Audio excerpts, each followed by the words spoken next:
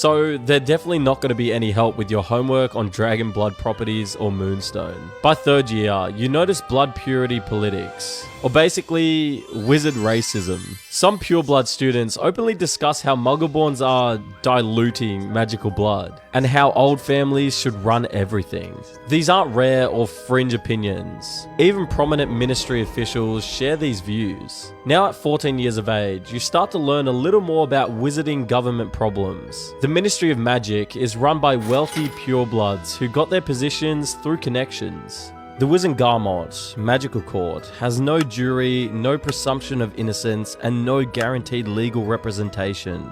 If you're accused of dark magic, you're guilty until proven innocent. In 5th year, you take your OWLs, Ordinary Wizarding Levels, or OWLs for short. These are written and practical exams that determine what careers you can pursue. To say the pressure is intense would be an understatement. Without high enough grades, many career paths will close completely, forever. In year 6 and 7, you take your NEWTs, or Nastily Exhausting Wizarding Tests, while considering careers. You could work for the ministry, become a healer at St. Mungo's Hospital, or try becoming an Auror, someone who hunts dark wizards. You can't combine magical and muggle careers, because using magic to help muggles is a legal exposure, so forget about using any magic to make an accounting job easier. For Muggleborns, returning to the non-magical world means catching up on 7 years of missed education while explaining the gap. Almost everyone chooses to stay in the magical world because they don't really have an alternative. After 7 long years, you finally graduate from the Hogwarts School of Witchcraft and Wizardry in 1958 at the ripe old age of 18 years old. You get a job working at the ministry straight out of school, and the pay is modest but stable. You try maintaining your relationship with your parents, but visits and regular conversations become very difficult. They just don't understand your job or your world. You work this job for years, but when you're 34, something terrible happens. A dark wizard by the name of Lord Voldemort begins gathering followers for an evil cause. His ideology is simple.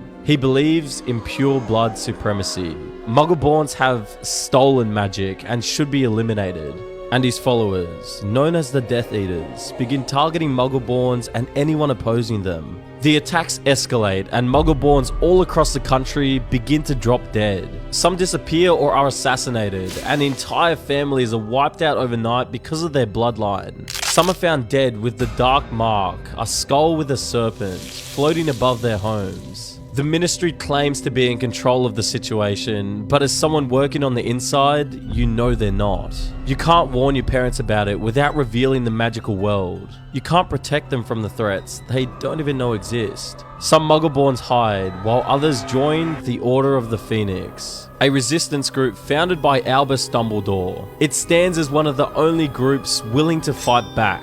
Its members are a mix of aurors, idealists, and ordinary witches and wizards who are tired of pretending everything was fine. You join them because waiting to be found by the Death Eaters seems way worse. You work together to protect targeted families and disrupt Death Eater operations, and many of the Order members died terrible, terrible deaths. Then in 1979, during a mission evacuating a Muggleborn family before Death Eaters arrive, you're ambushed. 4 Death Eaters appear.